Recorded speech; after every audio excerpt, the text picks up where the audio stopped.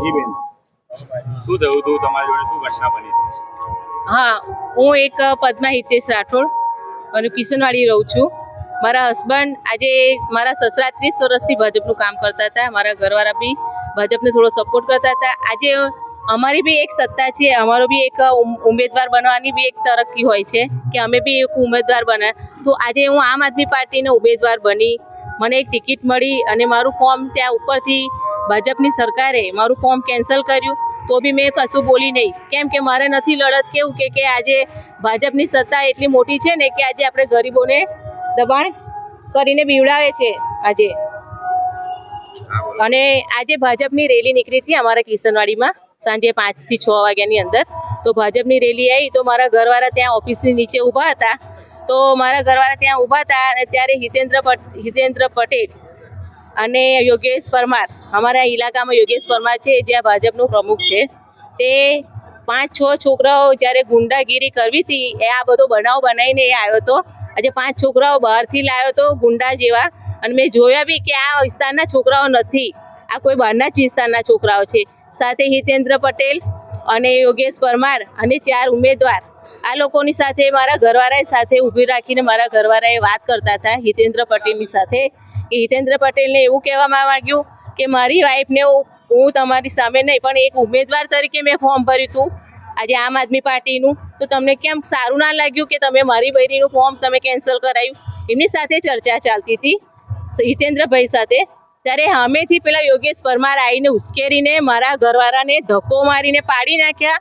એની fat પકડીને આજે 5 ગુંડાઓએ થઈને અને યોગેશ પરમારે થઈને મારા ઘરવાળાને હાથ ઉપાડ્યો અને મારા ઘરવાળા પર હુમલો કર્યો. અને પ્લસ કે હું એકલી પડી ગઈ અને મારા ઘરવાળાને એ લોકો મારવા માટે સ્પેશિયલ આવ્યા હતા.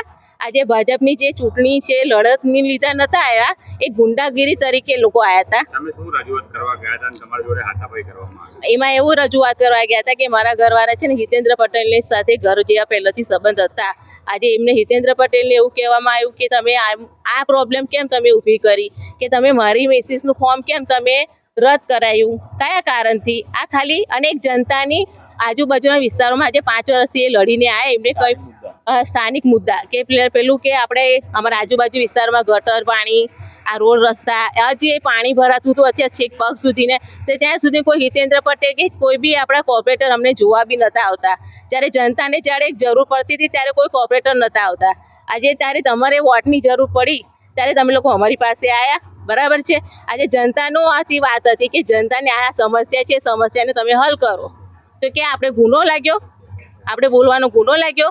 આજે એ સમસ્યા કહેવાની જરૂરી છે, આપણી જનતાને કહેવું જરૂરી છે. તમે તે ટાઈમે પોલીસ કેમ ના બોલે?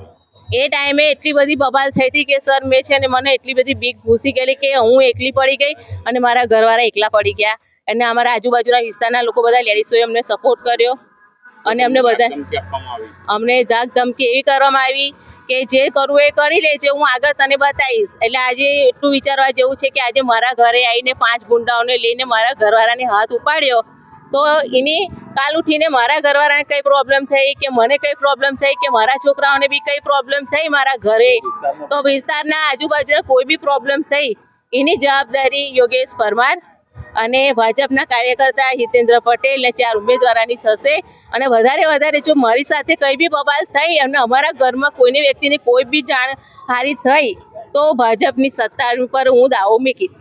કઈ જગ્યા પર આવ્યા છો ને શું કરવા? આજે બાપોદ પોલીસ સ્ટેશનમાં આવી છું. અત્યારે હું મારા ઘરવાળાને આ મારવાની ધમકી આપી છે, મારા ઘરવાળાને માર્યા છે, એના કારણથી હું FRI મને જાણ કરવા માટે આવી છું. તમારા જણાવ્યા અનુસાર ટિકિટ ભાજપે કેન્સલ કરાય, એના તમારી પાસે કોઈ પુરાવા ખરા?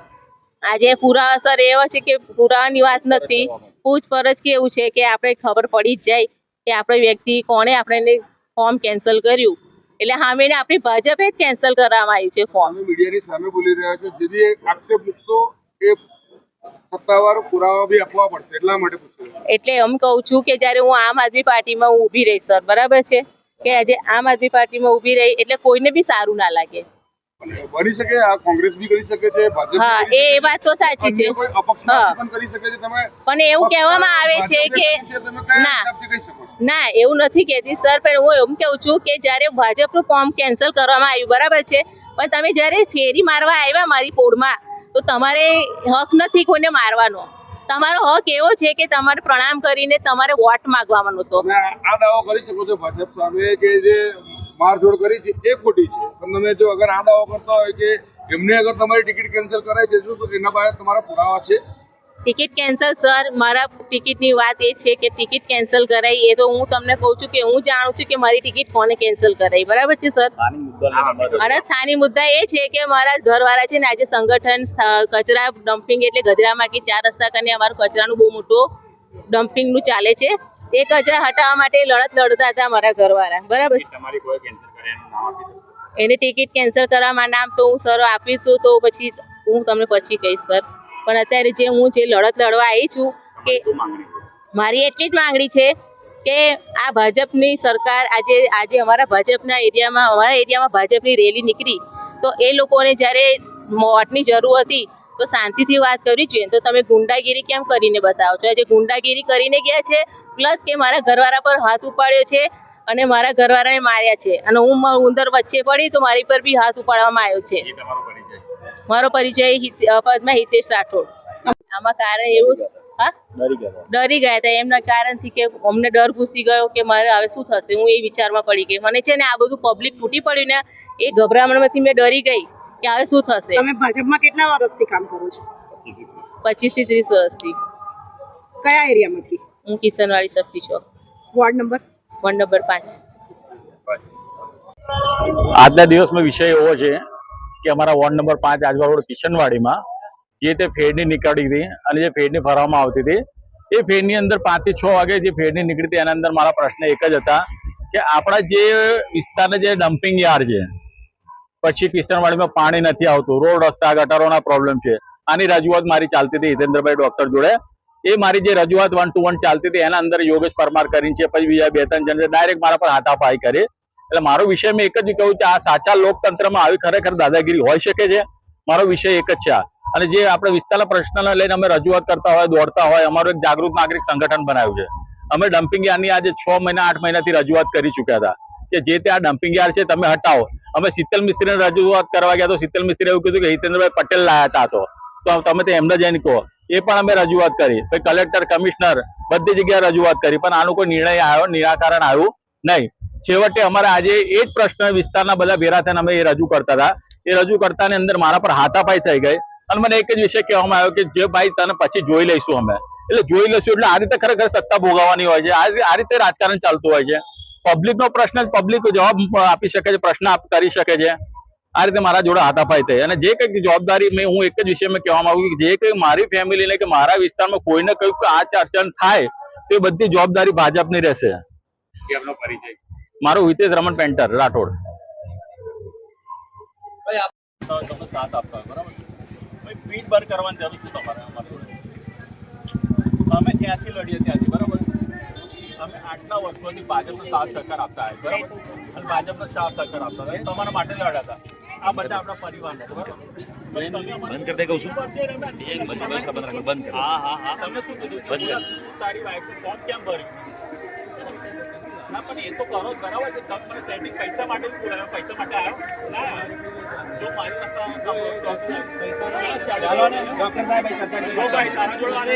શાંતિ રાખજે, પછી બે ના કરીશ તું.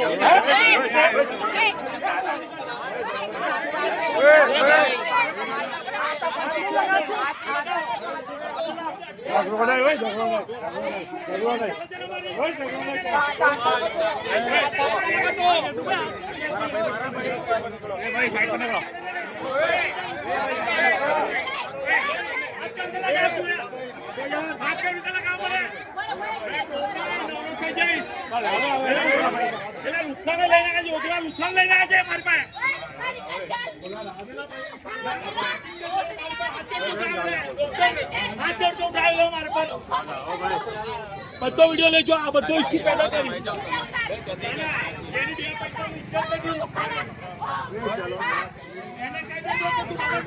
છોકરા પર હાથ લગાવ. મારી વાઈફની ટિકિટ જ્યારે આમ આદમી પાર્ટીથી ફાઇનલ થઈ તો બધાની જાણે ભોસડી તારી 2 પૈસાની ઇજ્જત નથી, નહીં તો બાકી જો.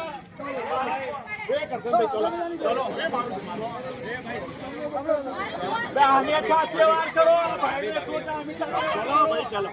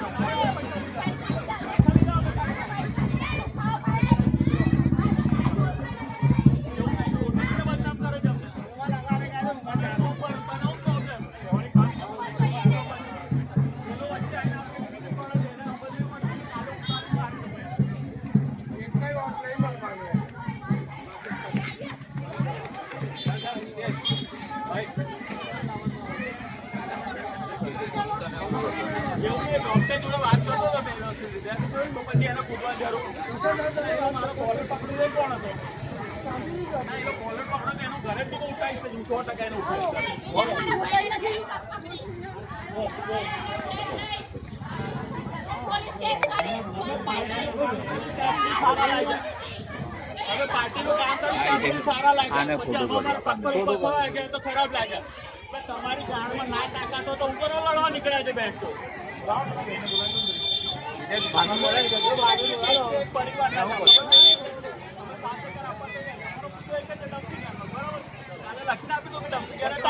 અમે ના નહીં પાડતા હું બધા જોડે એ મુદ્દો લેવડાવી લઈશું પણ આ 2 પૈસાનો ઉઠાતા બહુ ચરબી રૂપિયા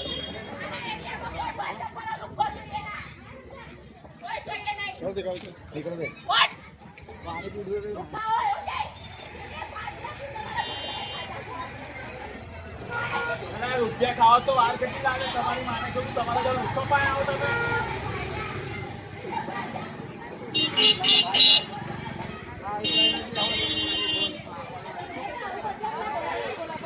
તાજેતરમાં રાજ્યના રાજકીય માહોલમાં ફરી એકવાર તણાવજનક પરિસ્થિતિ ઊભી થઈ છે, જ્યાં ભારતીય જનતા પાર્ટી ભાજપના કેટલાક કાર્યકર્તાઓ પર આમ આદમી પાર્ટી આપના કાર્યકર્તા પર હુમલો કરવાનો ગંભીર આક્ષેપ લગાવવામાં આવ્યો છે. આ ઘટના ચૂંટણી પ્રચાર દરમિયાન બનેલી હોવાની ચર્ચા ચાલી રહી છે, જેના કારણે રાજકીય ક્ષેત્રમાં ભારે હલચલ મચી ગઈ છે. આક્ષેપો મુજબ બંને પક્ષોના કાર્યકર્તાઓ વચ્ચે પ્રચાર દરમિયાન બોલાચાલીથી શરૂઆત થઈ અને ત્યારબાદ પરિસ્થિતિ અથડામણ સુધી પહોંચી ગઈ. ના કાર્યકર્તાઓનો દાવો છે કે આ અથડામણ દરમિયાન તેમના એક કાર્યકર્તાને નિશાન બનાવીને હુમલો કરવામાં આવ્યો હતો. ઘટના બાદ ઘાયલ કાર્યકર્તાને તાત્કાલિક સારવાર માટે નજીકની હોસ્પિટલમાં ખસેડવામાં આવ્યો હોવાનો દાવો પણ કરવામાં આવ્યો છે. માત્ર હુમલાના આક્ષેપો જ નહીં, પરંતુ આ મામલે વધુ એક ગંભીર મુદ્દો પણ સામે આવ્યો છે. ના નેતાઓએ દાવો કર્યો છે કે તેમના સંબંધિત કાર્યકર્તાની ચૂંટણી ટિકિટ રદ થવા પાછળ પણ ભાજપનો હાથ હોઈ શકે છે. તેઓનો આરોપ છે કે રાજકીય દબાણ અને પ્રભાવના કારણે આ નિર્ણય લેવાયો છે, જેથી વિરોધી પક્ષને નબળું પાડવામાં આવે. જો કે આ તમામ આક્ષેપો અંગે હજી સુધી કોઈ સ્પષ્ટ અથવા સત્તાવાર પુરાવા સામે આવ્યા નથી, જેના કારણે આ મામલો વધુ ગૂંચવણભર્યો બની ગયો છે. ભાજપના પ્રવક્તાઓએ તમામ આક્ષેપોને કડક શબ્દોમાં નકારી કાઢ્યા છે અને તેને સંપૂર્ણપણે રાજકીય પ્રેરિત ગણાવ્યા છે. ભાજપનું કહેવું છે કે તેઓ હંમેશા શાંતિપૂર્ણ અને નિયમિત રીતે પ્રચાર કરે છે અને આવા આક્ષેપો તેમના પ્રતિષ્ઠાને નુકસાન પહોંચાડવા માટે કરવામાં આવી રહ્યા છે. બીજી તરફ ના નેતાઓએ આ મામલે નિષ્પક્ષ અને પારદર્શક તપાસ કરવાની માંગ ઉઠાવી છે. તેઓનું કહેવું છે કે સત્ય બહાર આવવું જોઈએ અને જો કોઈ પણ પક્ષ દોષિત સાબિત થાય તો તેની સામે કડક કાર્યવાહી થવી જોઈએ. સ્થાનિક પ્રશાસન અને પોલીસ તંત્રે ઘટનાની ગંભીરતા ધ્યાનમાં રાખીને તપાસ શરૂ કરી દીધી છે. પોલીસ સૂત્રો અનુસાર ઘટનાસ્થળ પરથી માહિતી એકત્રિત કરવામાં આવી રહી છે, સાક્ષીઓના નિવેદનો લેવામાં આવી રહ્યા છે અને જરૂરી હોય તો સીસીટીવી ફૂટેજ પણ તપાસવામાં આવશે. અધિકારીઓએ જણાવ્યું છે કે હાલ પરિસ્થિતિ સંપૂર્ણપણે નિયંત્રણમાં છે અને કોઈપણ પ્રકારનો તણાવ વધે નહીં તે માટે જરૂરી પગલાં લેવામાં આવી રહ્યા છે. રાજકીય વિશ્લેષકોના મત મુજબ આવી ઘટનાઓ ચૂંટણી સમયગાળામાં સામાન્ય બની જાય છે, પરંતુ પુરાવા વિના આક્ષેપો થવાથી મતદારોમાં ગેરસમજ ફેલાવાની શક્યતા વધી જાય છે. તેઓએ બંને પક્ષોને સંયમ રાખવા અને લોકશાહી પ્રક્રિયાનો માન રાખવા અપીલ કરી છે. હાલમાં સમગ્ર મામલે સત્ય શું છે તે જાણવા માટે લોકો અને રાજકીય વર્તુળો તપાસ પૂર્ણ થવાની રાહ જોઈ રહ્યા છે. તપાસના પરિણામ બાદ જ આક્ષેપોની હકીકત સ્પષ્ટ થઈ શકશે.